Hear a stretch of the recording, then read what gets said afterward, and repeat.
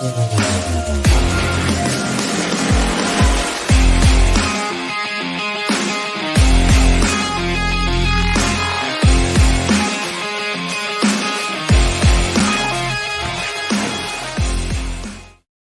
what's up, everybody, and welcome to another live episode of the Hot Mic here on the Outlaw Nation channel. I'm the Outlaw John Rocha, joined by the premier reporter and scoops getter in the history of Los Angeles, California, and Hollywood, the great Sneider himself, Jeff Sneider.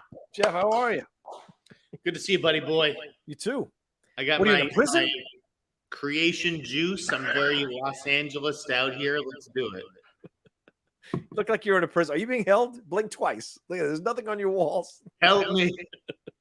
Dude, I'm hearing myself on your end. Uh-oh. What does that mean? I don't know. You mean you're hearing yourself right now? As I speak?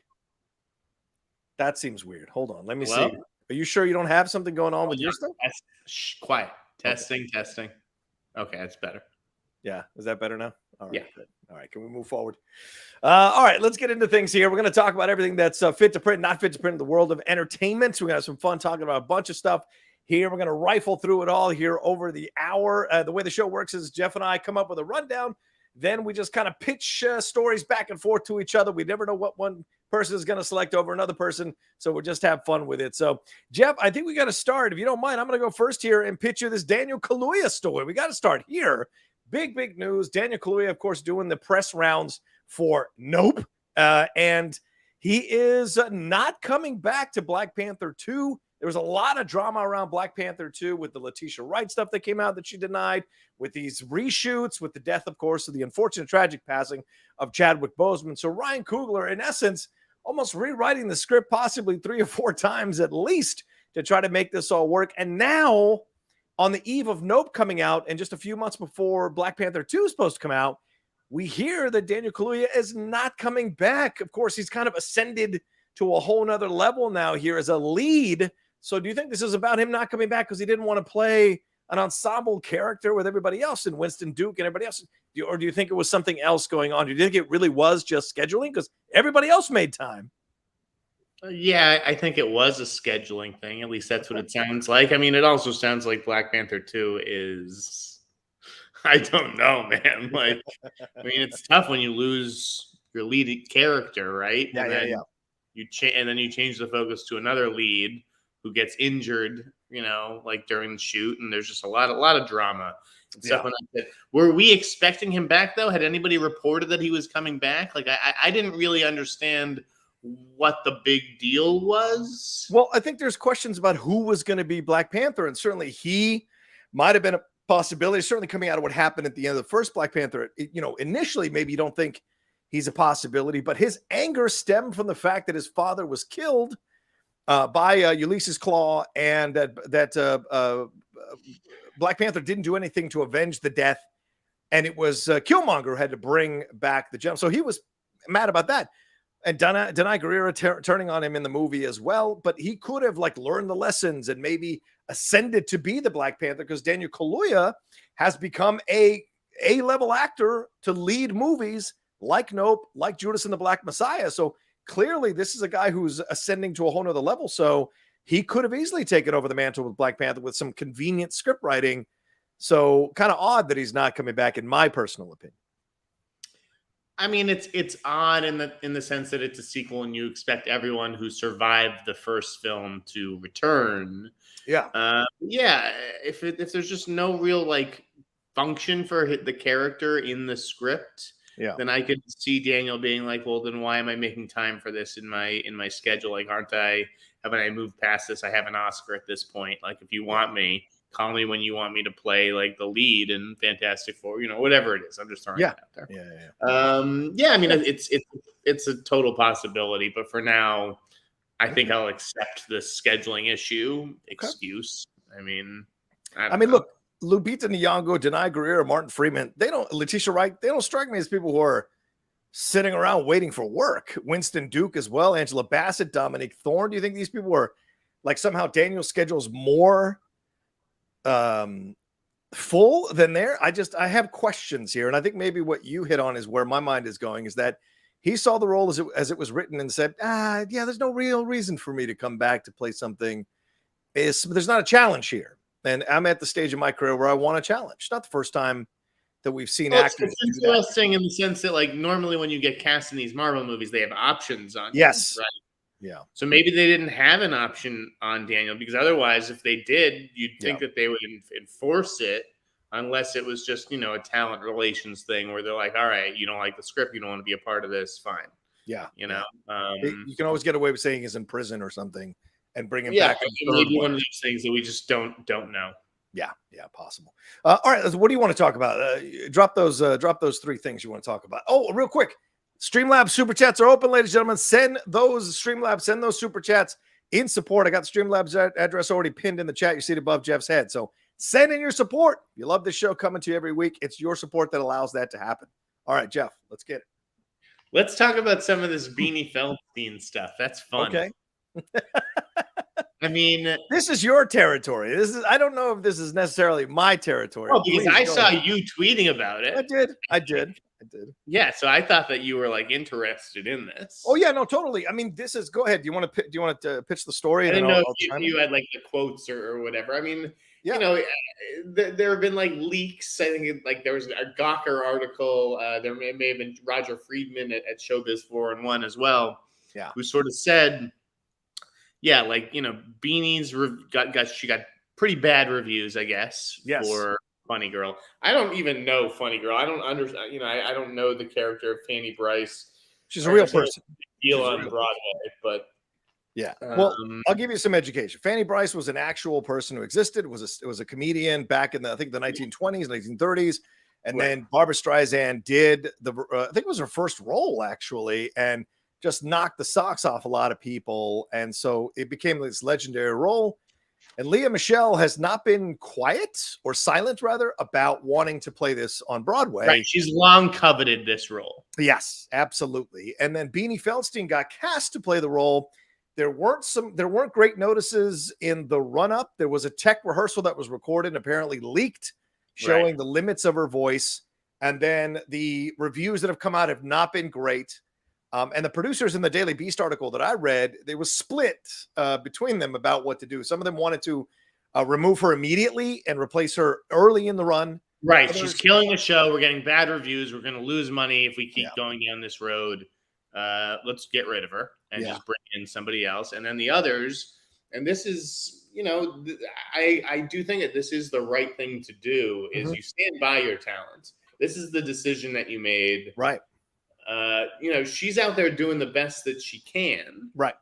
I mean, she has her limitations as a singer, and I'm sure she's aware of them. Right.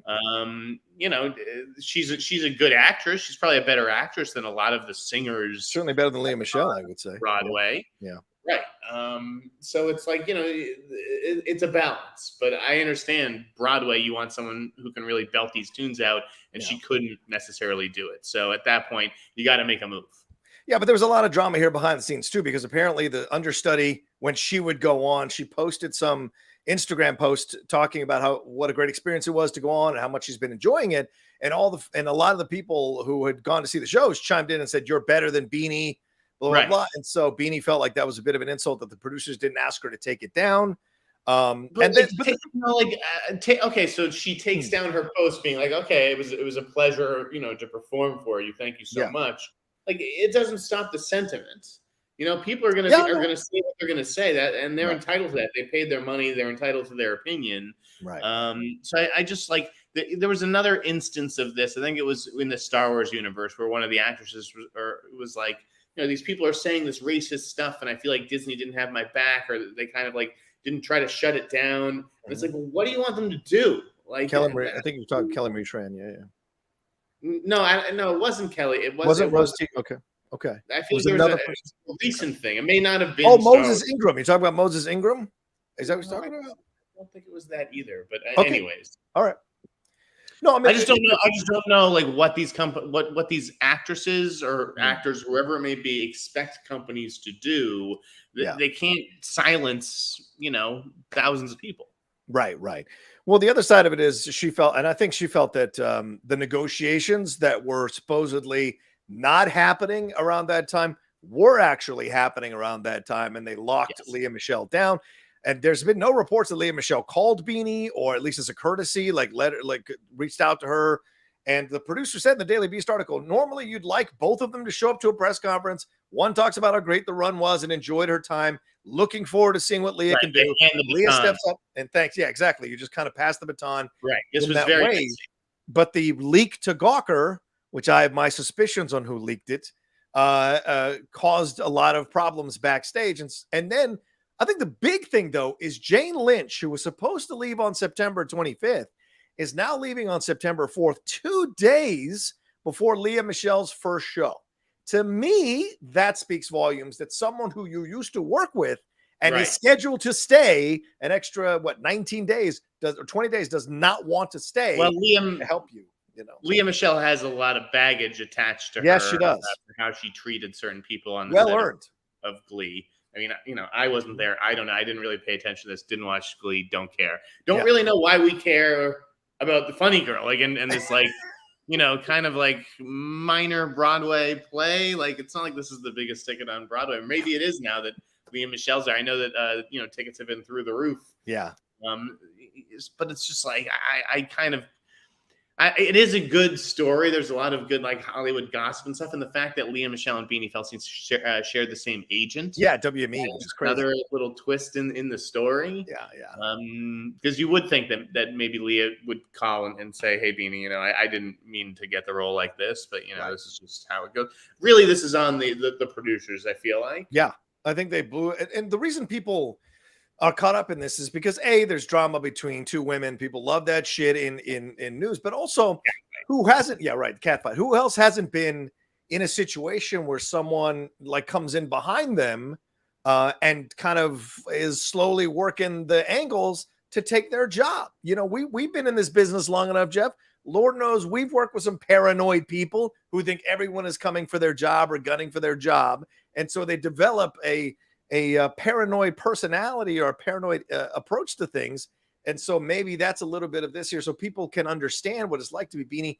Plus, there are a lot of women, a lot of people rather, shall we say, both sides, who felt that she was an unusual choice because it's a body positivity type thing. That you have a woman who's a little bit heavier to play this role. Look at they're replacing her with a very super skinny Minnie. And the thing is, it was a positive to have someone who normally doesn't lead shows like that, who looks like that, leading a show like this, and so there's an element of that as well. So there's so much involved back here that you're right. The producers messed up, but I also think Lea kind of leaked this a little bit to Gawker. I believe Lea's people leaked this shit to Gawker. I mean, I wouldn't be surprised. Yeah. It wouldn't shock me. Yeah, giving her a reputation. I just don't care about Broadway drama.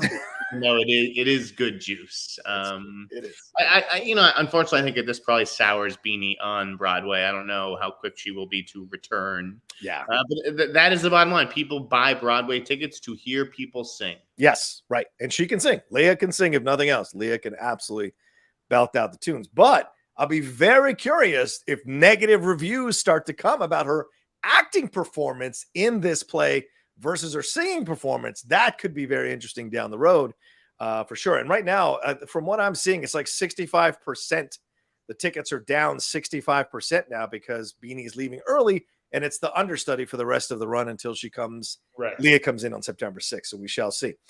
We've got some super chats at Streamlabs. Jeff, Reynaldo McWhiskey said, support. Thank you, Ronaldo. And Mike Joy says, what was the last Broadway show that had this much drama? Was it Spider-Man Turn Off the Dark? Ooh.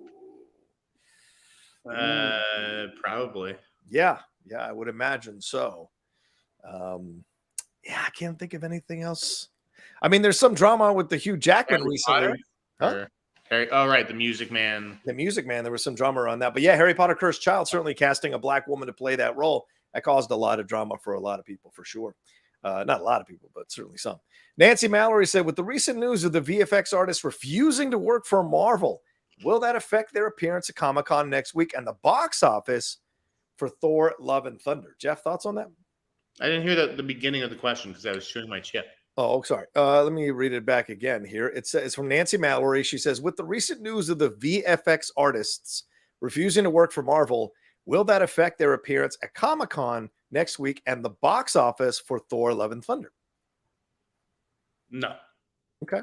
No, I don't. Well, certainly not the box office for Thor Love and Thunder. I don't think anybody's like that. The VFX artists are like impacting enough people where like there's mass boycotts. Right. Yeah, the box office thing is a no. As far as affecting Comic-Con, I imagine that they already had the assets in place that they were planning to bring. I think this is probably backing things up, down the line. And listen, there's going to be. There's not. This isn't like a picket line that people don't want to be seen crossing. Like I think this is a social media thing. But if Marvel's offering you a job, people are going to take it right now. Yeah. And there was a number of people who posted about their experiences working for Marvel on that Reddit thread. VFX artists who claim to have been working for Marvel on numerous projects and how long and the insane demands and all of that, but. When you're the big dog in the yard, that's how it works. And unfortunately, other people pay the price for that. But maybe it highlighted something that they can take a look at down the road for sure. I've spoken to a couple of people who've worked in post-production in Marvel, and they confirmed that it's a hell of a demanding schedule, especially with all the stuff they have coming out now, with all those TV shows, all those movies, trying to keep up the VFX and have it be quality is not easy. So, King Sport Cal says racism has always been prevalent in Hollywood. It's just in the forefront right now. I know many talented actors/actresses that never got a chance. Yeah. I mean, you're absolutely right. Yeah, we've talked about that on the show certainly a couple of times. Thank you, Calvin. Appreciate the support, brother, man. Just keep sending in your Streamlabs and Super Chats, folks. All right, Jeff, what's the other big thing you want to talk about? What else you got going on? How about these Mickey Rourke comments on Tom Cruise? I mean... Listen, Mickey Rourke delivered one of the great movie performances of the last 20 years. Absolutely. So, I get, and he's a contemporary of Tom Cruise. Yes, he is. They sort of came up in this business together around the same time. Yeah. So I think that he is entitled to his opinion. I don't know that I necessarily agree. I think it's easy to point to Cruise's recent run and say, well, he's just playing the same character.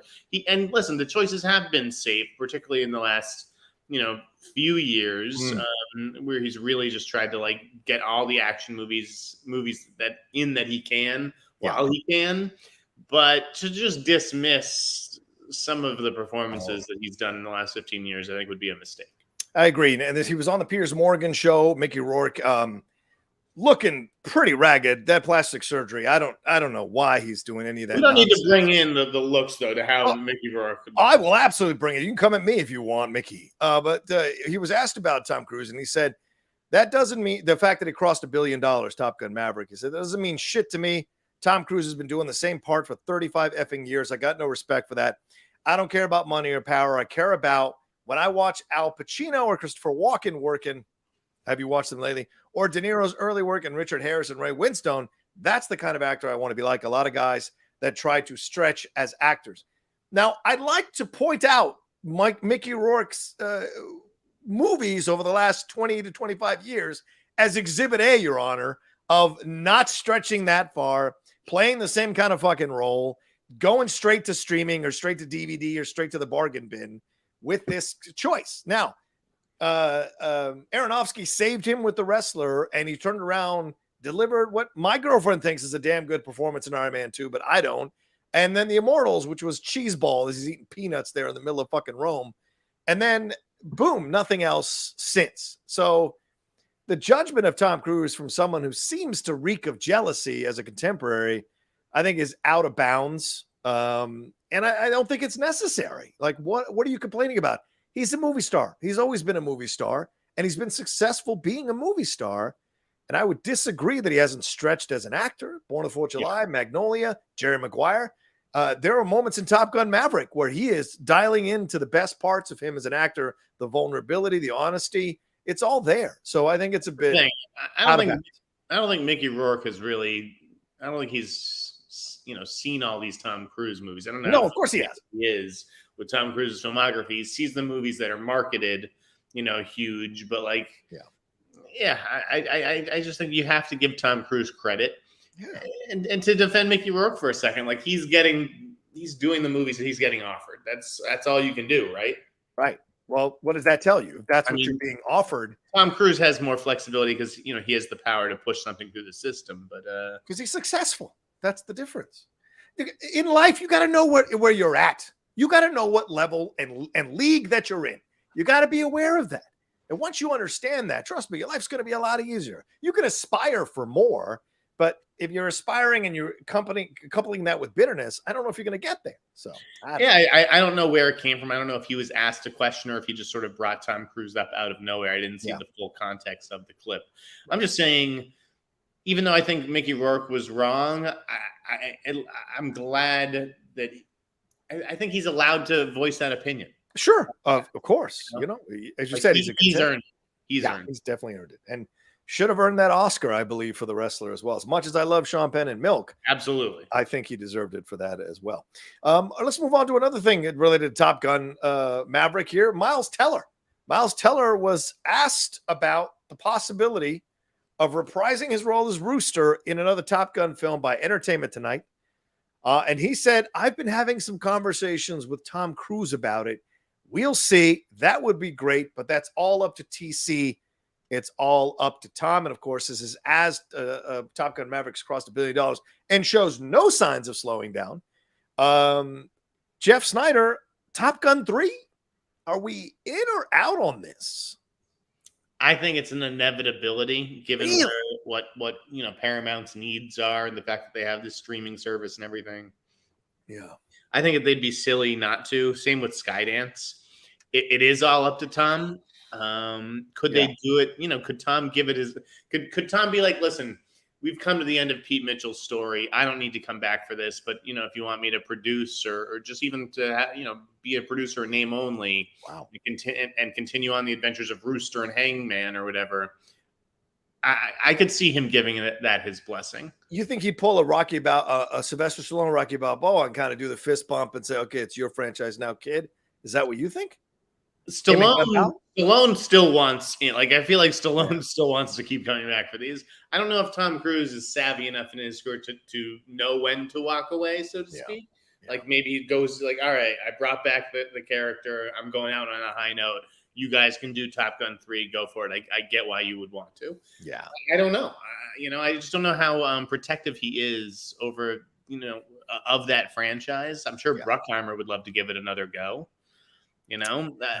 From a studio perspective, absolutely, you want another Top Gun anything, whether it's a show, and if you can do a movie with Cruise and Miles, fuck yeah, you pay him whatever you want. Yeah, I guess so. But I mean, it took 30 years to get this script right to the point where Tom felt comfortable coming back to reprise this role. I can't imagine you'd want to wait another 30 years. So is there a story to tell here? Rooster kind of accomplished what he needed to accomplish. Hangman was great and did what he needed to do. And Maverick got to fly that F-14 again. You might be right. Like there could always be, some other threat. Who knows? Fucking aliens could come out of the sky. Who knows what they need Pete Mitchell to defend America from? What about Tom Cruise directing? Has that ever been? No. Okay. Nope. Not a thing. Really? Not a thing. And listen, I've heard that about a lot of actors. Like, Matt Damon's been trying to direct for a long time. Really? Okay. But Cruise is not someone I've ever heard that about. Same with Pitt. Wow. Same with DiCaprio. All three of these guys know their strengths and they know I want to, I should be directed by the maestros. Right. They don't want to. I've never heard a single rumor about those three directing. Yeah. I mean, De Niro did what? One film? And that was it for him. I could see like The Rock directing. Oh yeah, are you kidding? Like 5-10 years from now or something. I'll take a role in that. Louis Barry says Sadie Sink got snubbed for Stranger Things 4, Banks for BCS 2. So that's a good lead into our next thing. I think we should talk about, Jeff, the Emmys. Let's talk about it. You host a show with Perry Nemiroff and Scott Mance, FYC. You guys talked. You did your preview show and then you did your reaction show. So what are the big snubs and surprises for these Emmy nominations that dropped just this past week, a few days ago?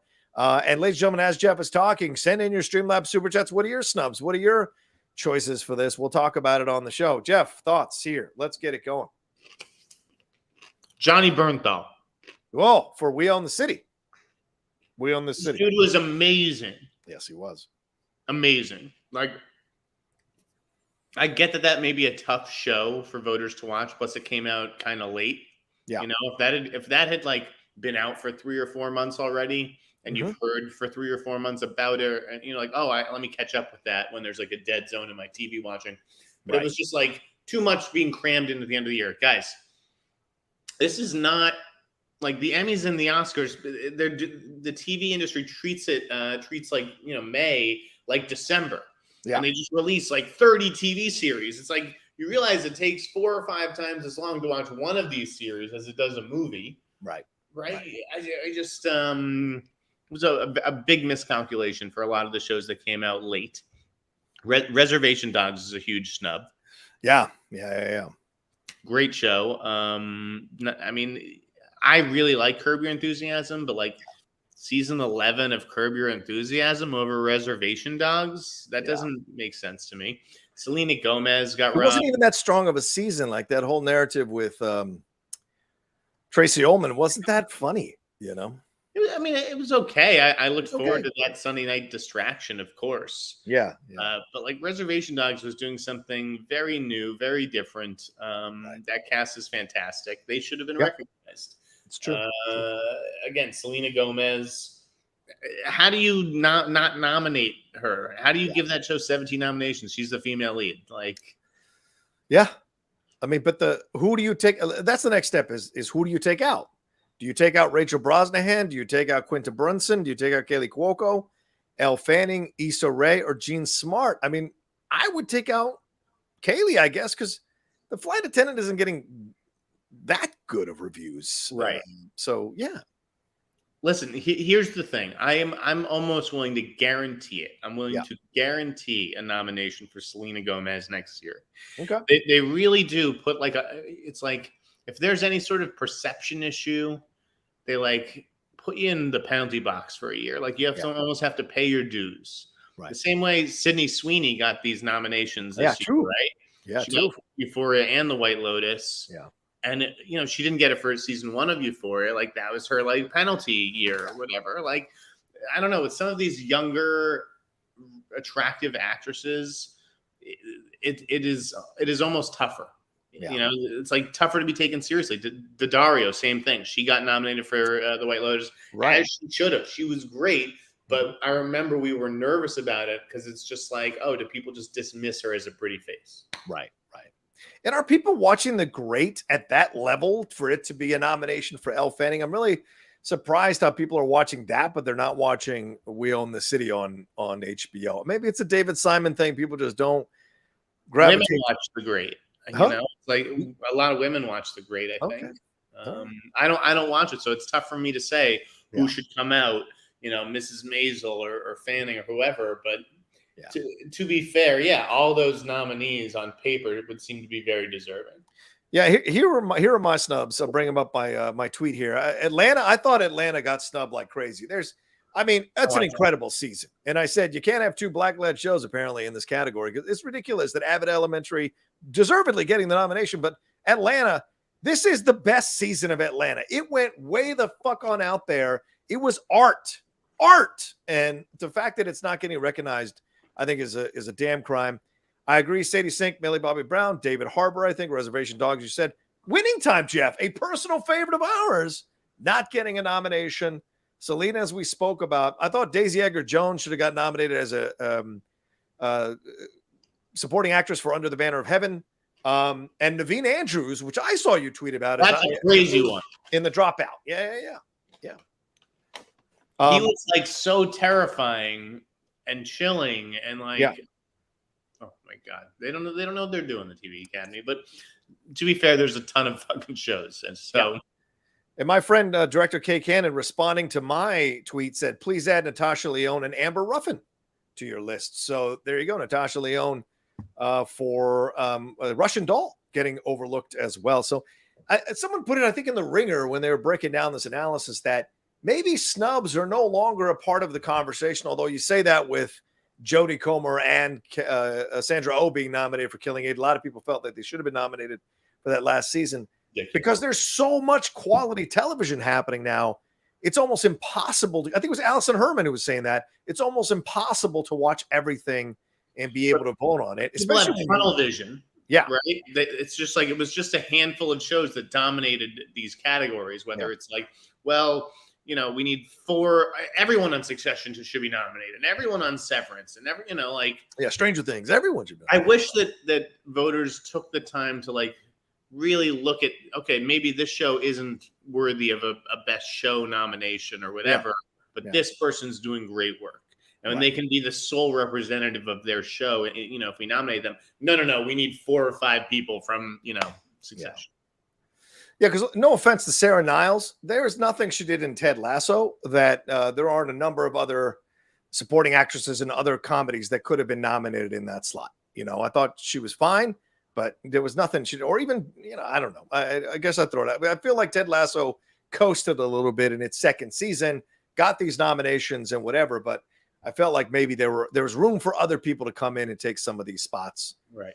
Like Toheeb Jamo, I also think did not do that much in the second season that was that challenging to show you what an incredible role this was. You know, there was storyline wise. It's not necessarily the performance. Right. It's the writing. It's the character, you know, I guess. Yeah. Our flag means death. Yeah, absolutely. Louis Barry says Majors and Grant got snubbed for Loki. Oscar Dave for Moon Knight too. Huh? Dave didn't get nominated. I love Dave. Oh yeah, you love Dave. I know you love Dave. Yeah, Jackie Daytona, huge snub for Matt Berry. Yeah, Matt Berry's hilarious. He could have taken Toheeb Jamo's place as the best supporting actor in a comedy series. Absolutely. Come on now. I'm all for people of color being nominated. I support it, but I'm also honest in my analysis, and I feel like Matt Berry was much more interesting in his role. So, any surprises though? You know, a lot of people talking about Rhea Seehorn, but I feel like that was building, but is This Is Us or Yellowstone? I mean, Variety, they were all writing articles about how Yellowstone can't get nominated. This Is Us. Well, I think those are all very real things. So number one, that voters are paying attention to streaming shows over network shows. Yeah. You know, over broadcast networks. So, you know, like something like Ghosts, which Perry was really high on. Oh yeah, the CBS show. Yes. I'm like, I get that this has like a fan base, and maybe it is going to get in because probably millions and millions of people watch it because it's on CBS. But like, this is not a show that comes up in the industry. You're at lunch with people. It's an American remake of a British show, and so it's not one that kind of elevates the British show. It really just kind of does its own version of it in American format, and that worked for The Office. But Ghosts, no one's talking about Ghosts like they talk about the Ghost. Office. This Is Us, Blackish. Those are all network shows that did not get through. Right. Right. And I'm sorry. Wait. The other part of it was what? Let's see. This is one here from Louis Barry. Loki snub for drama one. The Yellowstone. Yellowstone not getting right. The Taylor Sheridan of it all. It's like, this is a show that's clearly aimed at, you know, red states, and Emmy voters are coastal people, and you know, they're just not, even if they are watching it, they're watching it like a guilty pleasure soap opera kind of thing, and they're not taking it seriously in terms of the voting for these awards. Yeah, look, I'm Yellow. I normally will support anything Western, right? And I did. I love that first season of Yellowstone, but ever since then, it's been a goddamn soap opera. Every season is a soap opera. It's almost like Entourage with cowboy hats. It's getting so irritating that for me, I can't watch it anymore. Now, I haven't watched 1883. I want to give that a shot and see if I like it. But yeah, I'm not surprised that Yellowstone doesn't get it. When you look at the dramas that are nominated here in that category, I can't think of one drama I would take out, replace with Yellowstone. I can't. And I don't think it's got to do with the red state. I actually will be the reverse on this, Jeff, for once. I don't think it's a red state thing at all, because Costner is big of a name that people will watch a thing with Costner. I think it's more a matter of fact that the show is too soapy. And it's because it's so soapy, people turn to stuff that's a little more challenging in the drama category. What about Paramount Plus? You know, like if Yellowstone was on Netflix or on Apple, maybe it would stand a better chance of getting nominated. I think it would. I think you're absolutely right, actually. Yeah, more of a highlight on it. More people would watch it. I think that's absolutely fair, you know. But then again, Jennifer Aniston being on Apple TV didn't help her get nominated for the morning show. So, you know, it's a balance act. I think in the end, they just I don't think they gravitate to Yellowstone because it's a bit pulpy and soapy. It's like Dallas. It's like this generation's version of Dallas. I'm sure Jeff doesn't remember that, but Dallas used to be a show. in the 1980s set in Texas that was soap opera-y. All right. I can see little Rourke sitting around the breakfast table, eating his Cheerios. Breakfast? Like, oh, who shot JR, guys? Who do you think it was? Are you fucking kidding me? It was me? little Bobby? My parents let me stay up to watch that. Are you fucking kidding me? Keltrick Pickens said, glad to see you back podcasting, Jeff. Used to email in all the time for the Sneider Cut podcast. It's been an amazing year for television. Movies, not so much. A lot of shows were snubbed, sadly. Yeah. Welcome to the show, Keltrick. Yeah. What do you guys say? Good to hear from you, Keltrick. Yeah, I'm still here. I'm hanging in there, and the movies are about to get a lot better. Yeah. We're turning that corner as we veer out of the summer months in about a month or two, and movies are starting to come that are going to be looked at for Oscar stuff. I am Two Fly Cam said, love the show, fellas. Why do you both think Lightyear was such a box office dud? Was it the political noise surrounding it? I can't believe it won't even break $250 million worldwide. Yikes. Jeff, real quick. Again, I think it was that it's really the same problem that they're having with Nope, or that they're going to have with Nope, is what are you selling? Yeah. What is the sell here? What is the story? Like, all I got was something about Buzz Lightyear. It wasn't even like the origin story of Buzz Lightyear. Like, it wasn't even that simple a sell. I just don't think that the marketing ever cracked it. Just like we have no idea what's going on with Nope. What is this? Like, what is the hook besides a lot of people saying Nope? Yeah, true. It's the UFO thing, but they won't Who's in the UFOs? I don't know. Are there? I don't know. We'll find out. All right. Micah sent in a donation. Thank you, Micah. He said, thoughts on the Monsters trailer. Yikes. Yeah, Jeff, did you get a chance to watch this? I did watch it, and everyone was beating up on this. Like, it's clearly done with a certain tongue-in-cheek. Look at your face. You go ahead and rag on it. You know why? Because you are the first person. Like, when everybody loves something, you're the first person to tear to pieces. But then when everybody hates something, you're the first person to defend it. You crack me up sometimes with the way you change your opinions. You almost feel sympathy for Rob Zombie. Are you fucking? Has he made one good movie? Give me a break, dude. This looks terrible.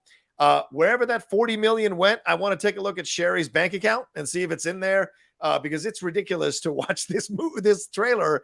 But I think I'm of the belief, and I want to believe this, that this is all a swerve. This is all a complete and utter swerve.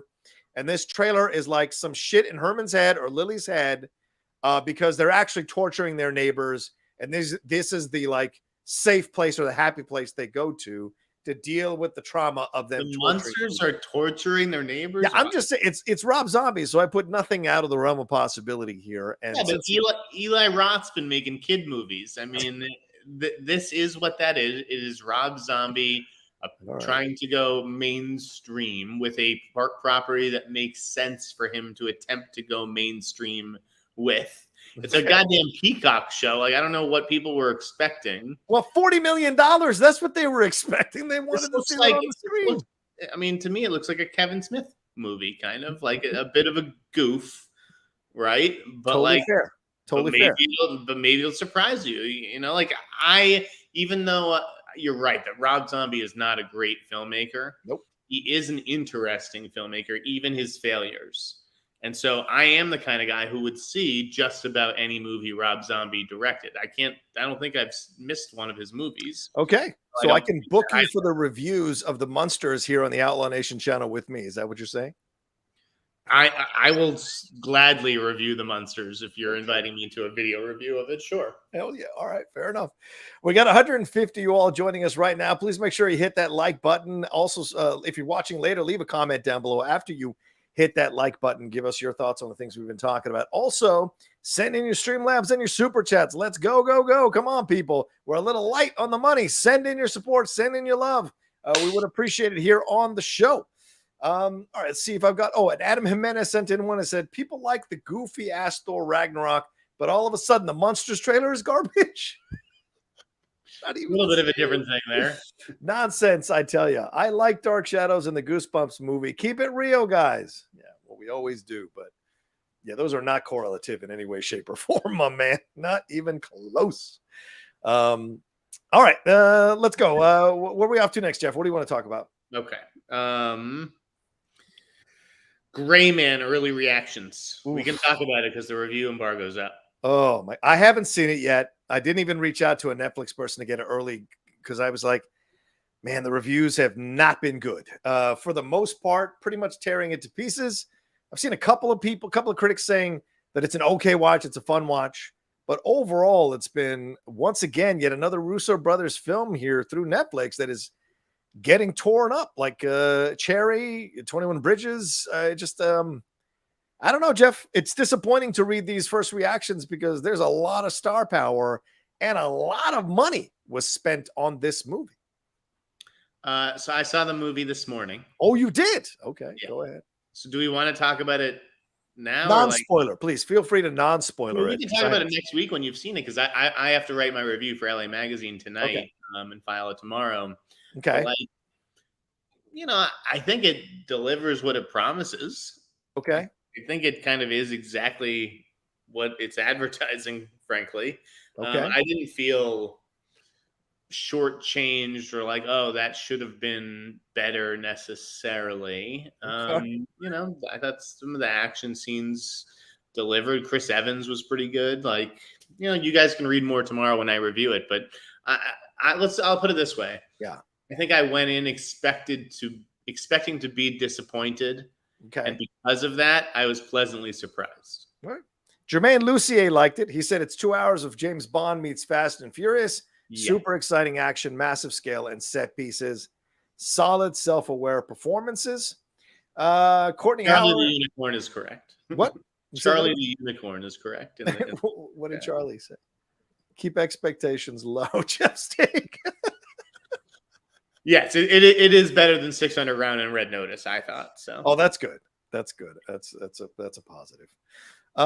Let's see. It's interesting. Some of the reactions have not. New York Times, Kyle Buchanan says The Gray Man is Netflix's emptiest star vehicle yet. If DALL-E simulations cost $200 million, this is exactly what they would produce. Oof, strong. IndieWire's David Ehrlich says The Gray Man is just 2 hours of Tom Clancy reject shouting brainless shit like "Make him dead" between bland action scenes in beautiful locations. In that sense, he's pretty spot on. I mean, it is almost shocking how just like boilerplate and generic it is. So it's pretty split because there are some defenders who are strong defenders and strong critics that people know, and there are other defenders who are kind of killing it. So Ronaldo says, "Spoil it, Jeff." It's mixed. It's mixed, guys. What do you want from me? I guess it's mixed. But mixed is better than most Netflix movies, isn't it? It's true. That's actually not a bad point you're making there for sure. Because 6 Underground was a piece of dog shit, man. I was so mad at that movie. Let's move on to some things here. I'm gonna throw three things you at once, Jeff. Get your quick thoughts on it. This idea, Samara Weaving and Tony Revolori for Scream 6. What is Samara Weaving doing in Scream? Are we typecasting Samara into these horrors? Does this make sense to you? Do you think I don't understand the point of Samara Weaving coming in. This is already being led by other people. And yes, they're going to New York. Do you think this is more a matter of an actress who loves this franchise wanting to be a part of it? What do you think the point is here? Real quickly from Miss Janine. Oh, I would say the sound. I saw it at Netflix's screening room, obviously, so it was like good picture and sound. The sound was amazing. Okay. If you want to listen, if you miss like a big summer action movie, go see it on the big screen. But if you're indifferent to that, you can wait till next week for Netflix. Okay. Yeah, Jeremy Miller saying it's 49% on Rotten Tomatoes. Oh, okay. Go ahead, Jeff. What were we talking about? Samara Weaving, Tony Revolori. Why is Samara Weaving? I'm Samara. Okay. I love Samara. Samara Weaving. First scene. Okay. Oh. That's what I would do if I was them, right? Totally. And this is their Ready or Not star. Yep. It's like I wish I'd called on her, like, because that's like a no-brainer that they would have like asked her to come along for the ride for the next one. I feel like she's kind of the perfect opening kill scene girl. You're 100% correct. Didn't even occur to me that could be it, and that is right. Yeah. I like Tony Revolori, so he's a nice addition here. We've got Hayden Panettiere coming back, and of course, she's been doing the rounds talking about her substance abuse issues, trying to get people on her side about all that madness. Don't go to TMZ and see that video from earlier this year. It might make you question some of those statements. But certainly it's fun to see her being back as a part of this. Do you anticipate this will be better with all these people coming back from the past and all these new people coming into the franchise here for Scream 6? No, I don't have a good feeling about Scream 6 at all. Terrible feeling. Fair enough. A feeling in the pit of my stomach. and a theory that I feel like I had floated on Twitter once before that I won't repeat. Okay. I feel like that theory may very well be accurate. Uh-oh. All right. Lewis Berry says, hopes for Black Panther 2. Zoe Kravitz is Storm. John Washington is T'Challa. Black Panther post-credit scene faking his death for his people's safety. None of that's been leaked or even remotely alluded to, so I would be very surprised if you got Zoe Kravitz, especially as she's Catwoman in DC already. So I just would be surprised by that. And why can't we go? Well, never mind. I'll let that be. All right. So what else? Oh yeah. Netflix announced a TUDUM event that's happening on to September 24th here. And Jeff, they're doing 5 events here over 24 hours. The first event, Korean projects. Second event, India projects. Third event in the U.S. Fourth event in Europe. Fifth event in the third event is U.S. and Europe. Fourth event, Latin America. Fifth event, Japan. Is this the way now, man? Global, as we see more Korean dramas breaking through, as we see more dramas from India becoming films that people want to see, watch trailers people want to see reacted to. Is this Netflix getting ahead of the curve here a little bit and putting it out there right now? So you think it's a smart strategy? I think the strategy is smart in terms of local language productions and international stuff. I think Squid Game proved that. Like, people are willing to, not that everybody watched it with subtitles. Some people watched it dubbed, but they're willing to watch shows with an all Asian cast. Yeah. Right. And even Money Heist. Money Heist is a huge show for Netflix. Yes. So I think it's smart to do more of that kind of stuff. Dark was a big show for them as well. That was their big German original. Yes, I remember Dark. But is the TUDUM, like, are these events doing anything for Netflix? It just seems like we have this marketing budget and we have to use it. Otherwise, we're not going to be able to justify getting the same budget next year. Like, these events ring totally hollow. I don't know what comes out of them. Like, not everyone wants to. Remember when Marvel did its big thing at the I think of course the El Cap, or it was they showed everything that was coming in the phase. Maybe it was the Man Chinese, but they and then they brought it was the El Cap. Yeah, it was the. I don't know what the fuck it was. Anyways, they brought out Chadwick Boseman as Black Panther. Like, you just don't. Everyone's trying to recapture that kind of thing, and I don't see it. Yeah, fair point. Let's hit another thing. Alden Ehrenreich is set for an unknown key role in Marvel Studios' Ironheart. Jeff, clearly Disney still has a soft spot for Alden Ehrenreich, no matter what happened with Solo, no matter what Kathleen Kennedy said about Solo. And he's going to step in and be a part of this. Of course, Dominic Thorne is the star in this one as Riri Williams. Anthony Ramos is also on board, who we saw in The Heights is going to be the new Transformers film as well. So he is coming off of Oppenheimer, and he's going to be in Cocaine Bear for Elizabeth Banks next. So this is a nice move here for Alden Ehrenreich to stay in the Disney eyes, Marvel, Star Wars, Disney eyes. What do you think? Yeah, I think for him, it's not like he was ever going to get the call to be the next Superman or to be in Fantastic Four. It's like, okay, if you're getting an offer for a Marvel series, why wouldn't you take that? It's not one of the bigger ones, in my opinion. But again, if you're Alden Ehrenreich, you jump at that. And he seems like a decent get for them, I guess. Okay. Okay. Adam Jimenez says, with all these comments, the Russo brothers have said that they would love to return to a Marvel movie.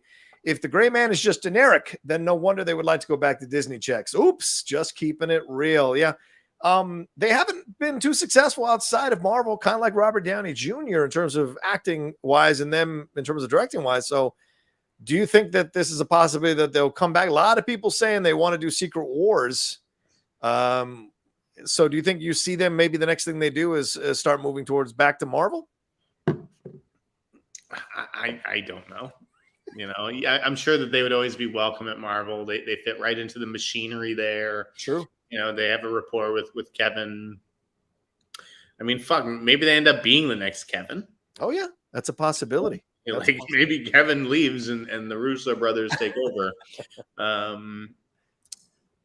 Yeah, I mean, they could really do anything. Up next, though, is that Netflix movie, right? The Electric State. Is that Netflix or Universal? I forget. The Russo ones? I think it's Universal. Yeah. Okay. Yeah, with Millie Bobby Brown. Yeah. Last item for me, Emerald Fennell coming on to co-write or punch up the script for the John Wick spinoff starring Ana de Armas. Apparently, Ana de Armas, who apparently is way more cultured and smarter than Jamie Lee Curtis gave her credit for, had a hand in getting Emerald Fennell into this thing. So does this excite you for this? I mean, it's being directed by Weissman. So, I mean, I have my reservations. What's your feeling on this? This is Ballerina? Yeah, Ballerina. Yeah. I mean, you know, it's going to be another sort of standard action movie, revenge movie, like Peppermint. Remember that one? Yes, Peppermint with Jennifer Garner. I like that one. And I did like Peppermint. But like that's like the ceiling for this, right? It's a female John Wick. You know, she has a nice action scene in The Gray Man, Ana de Armas. Yes. Emerald Fennell is a good writer. Obviously, if you can get the studio to meet her quote for a punch up, like, yeah, why wouldn't you? I think Lionsgate. I mean, every studio does it, but you know, I know Lionsgate also did it with Borderlands. Yeah. This has not been reported, but Gary Ross came on to rewrite that. Wow. Or breaking news. Not necessarily rewrite it, but write additional material after it after the first cut. Somebody clip this out. Breaking news, Gary Ross. Yeah, you can put it out there. So the Hunger Games director, Gary Ross. Yeah, I love Gary Ross. He came on to write additional material, same as I imagine Emerald is doing for Ballerina. Yeah. Darmas revealed this in Elle magazine. She said, it was really important for me to hire a female writer because to that point, when I got involved in the project, it was only director Len Weissman, and another guy. And I was like, that's not going to work. So I interviewed like 5 or 6 female writers. We hired Emerald Fennell, which I was so proud of. The film follows a young female assassin who seeks revenge against those who killed her family. So Shay Hatton is the other writer who wrote John Wick Chapter 3, Parabellum. So I mean, Ana de Armas growing power, kind of reminiscent of Margot Robbie a little bit, Jeff, here. I mean, she's kind of new, getting known, but certainly very well understanding of the power that she has as an energy and as a person in Hollywood. So do you like her taking the reins here a little bit and realizing we need to get a woman in the writer's room here? Yeah.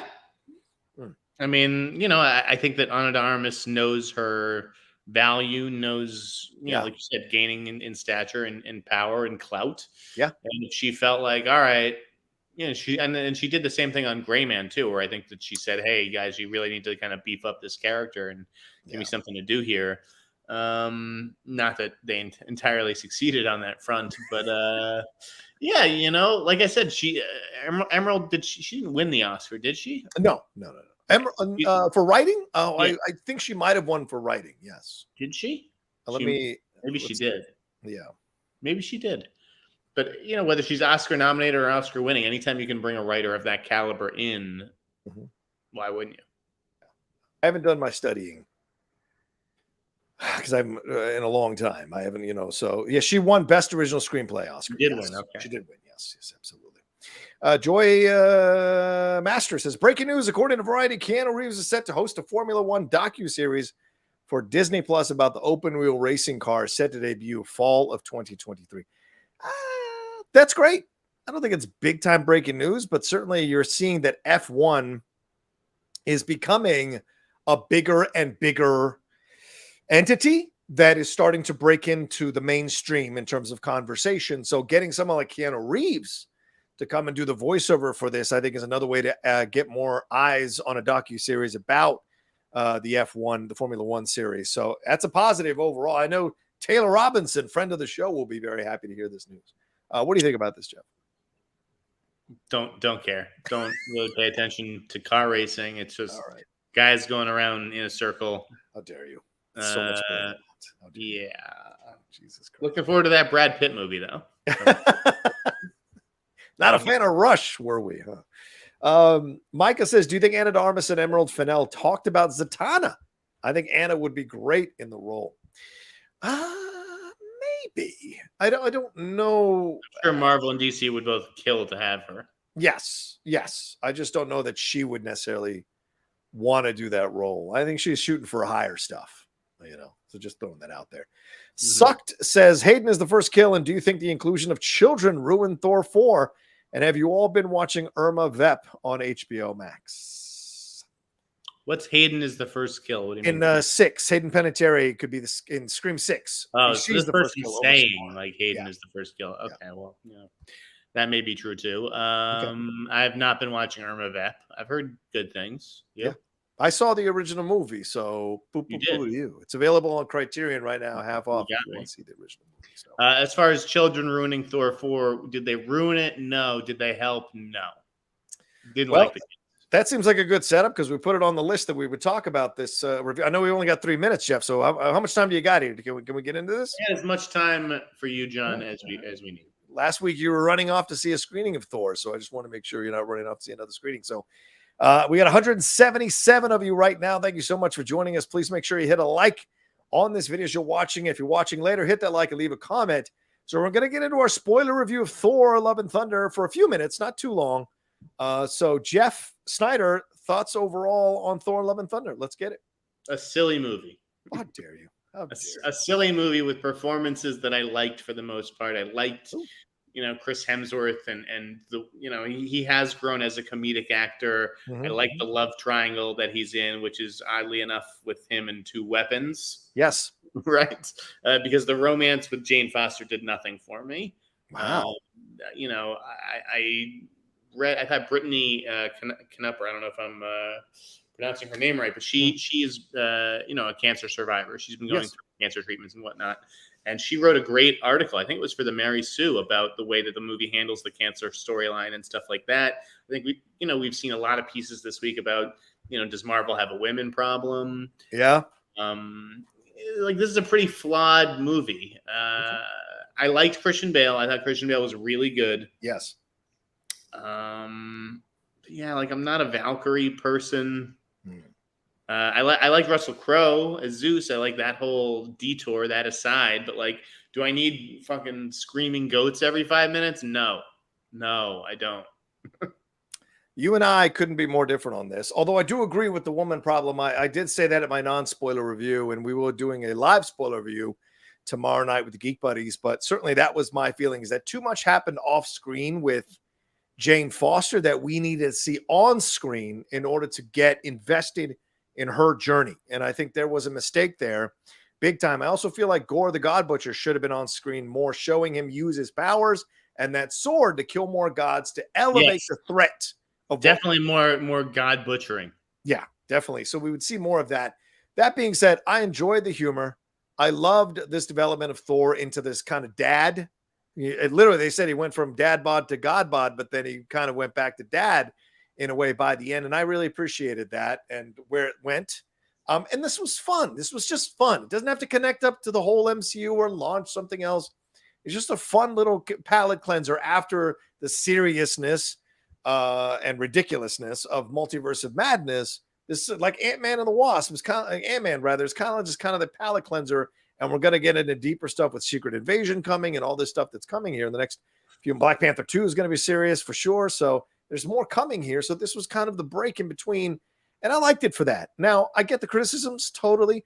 And I think the Marvel woman problem is a very real thing that they have to address. Because again, Valkyrie, we only get the idea that she's having issues with running things, but we don't really know. And we don't really get time with her to hear her side of things or understand her side of things. And she becomes kind of like a third wheel in the whole, or fourth wheel in the whole situation here as the film goes along.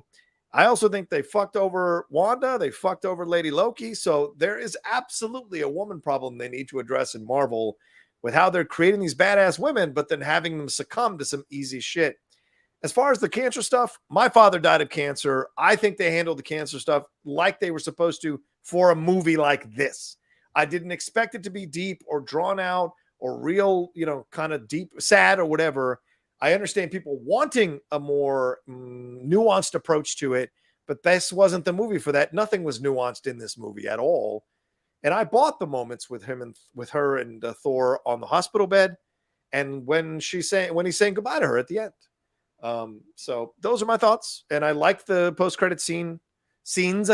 I enjoyed that, but I can understand people not liking it. What do you think about Roy Kent being here, there, and everywhere? I love it. It would never have been my first choice for Hercules.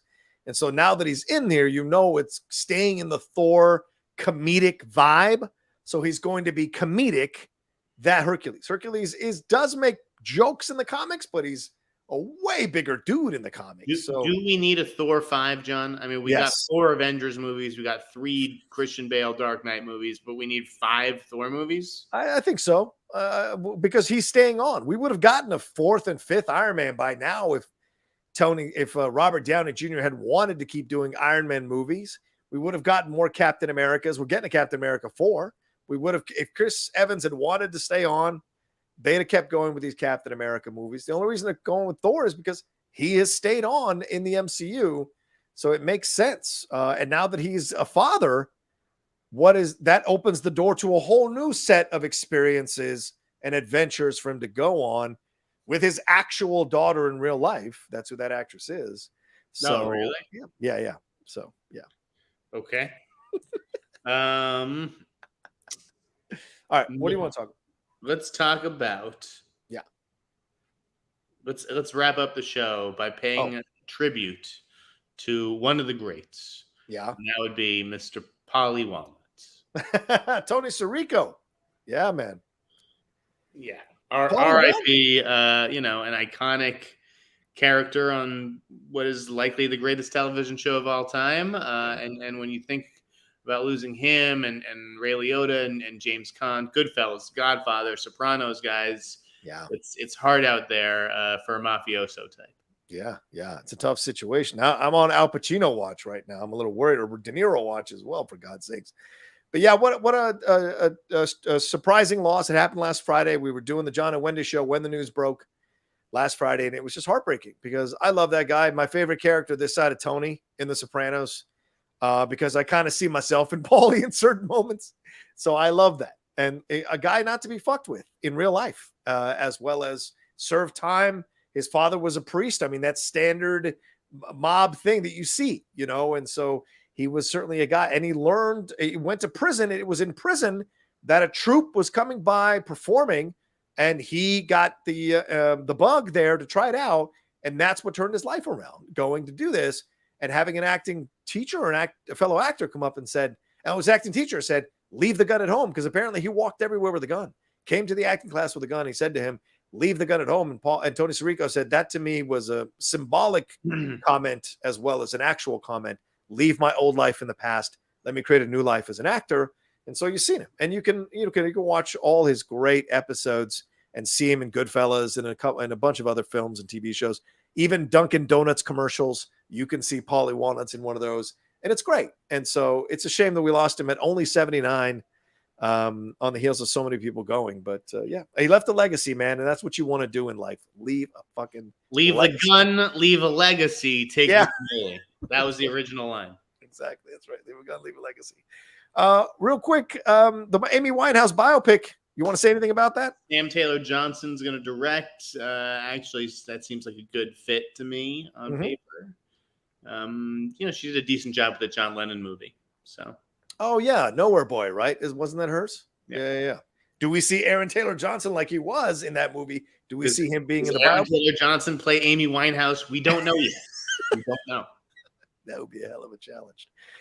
Real quick, Lewis Barry says, see the Pattinson cut of Kenobi. It's better. I'm hearing the Kevin Smets cut is better. He sent it to me yesterday, so I'm going to take a look at the Kevin Smets cut myself this weekend. Pattinson cut. We don't need all these cuts. JMB says, Jeff just loves to be a contrarian. If you say A, he'll say B. Prove me wrong. Love you guys all the same. Thanks for the show. Hashtag Jeff, forever heal in my heart. Oh. Thank you. It depends what you're saying. Yeah. I agree with people all the time. He does. Yes, I agree. He does. No, I don't. Adam Jimenez says, I didn't like it overall, but Russell Crowe is just chef's kiss. Quick question. I thought the sword Christian Bale used was the sword at the end of Eternals, but I'm no expert. No. That's the Black Knight sword. Then the Necro sword is a different thing than the Black Knight sword. Are you stupid? Everybody knows that. Whoever asked that question, go stand in a corner. Think about your life choices. Hey, you wanted us to keep it real, Adam. There you go. There's the realness. All right. You want to say anything more? The Lilo and Stitch, anything else to say on that? Do you want to say anything about that? Dean Fleischer Camp is directing a Lilo and Stitch live action movie. I never saw Lilo and Stitch. I know it means a lot to a lot of people. It does. Yeah, whatever. I like it. It's a great choice. I liked him and Marcel Deschelles as the director. No, it is a good choice. It is a good choice. I agree. All right. Let's wrap it up there. Thank you all so much for joining us here on the Hot Mic. We appreciate it madly. Thanks for all your Streamlabs and your super chats. Jeff Sneider, thanks again. A little fun show. Where can they find you, brother? The Ankler, working on my next studio slate piece. If you missed it, the last one was Sony. The next one's going to be Universal. I got some good tidbits, guys. The LA Magazine, lamag.com for the Gray Man review tomorrow. BTL News, I'll have an interview with the DPs behind Marcel Deschelles. Oh, nice. Two different DPs, one for the stop motion. And then make sure to check out the new episode of Settle the Score. From Matt Host. It's me versus Chris Burns, and it comes down to the last question. Wow, really? Burnsy hung, huh? That's surprising. I didn't know Burnsy beat me last time. Did he really? I had to try to get revenge. He's tough, man. He's really good. And now I kind of want to take him on. I didn't know he knew that. Want to take me on? Come on, small potatoes. All right. As for me, you can follow me at The Rourke Says on Twitter, Instagram, and TikTok. The Outlaw Nation on Twitch. Please remember to subscribe to the channel down below and hit that bell button. Get me to 25,000 subscribers. Come on, people. Let's get it on. Don't forget, I dropped a trailer reaction earlier for the Rings of Power trailer. The new Lord of the Rings trailer is up there for you all to watch, plus my Monsters trailer reaction, which surprised the hell out of me how many people wanted to see me react to that one. Tomorrow live, 5 p.m. PT, Thor Love and Thunder spoiler review with me and Michael Vogel from the Geek Buddies. Shannon McClung is out, so it'll just be me and Michael Vogel. And don't forget John and Wendy tomorrow at 3 p.m. as well. All right, y'all be well. We'll talk to you next time and have a great. Oh wait, Calvin, be nice, Calvin. What did Calvin? What's wrong with Calvin? Is he? Oh Jesus, Calvin! Come on, Calvin, stop it! I'm going to block you next time. All right, y'all take care of yourselves. Have a great weekend. We'll talk to you next time on another brand new episode of the Hot Mic.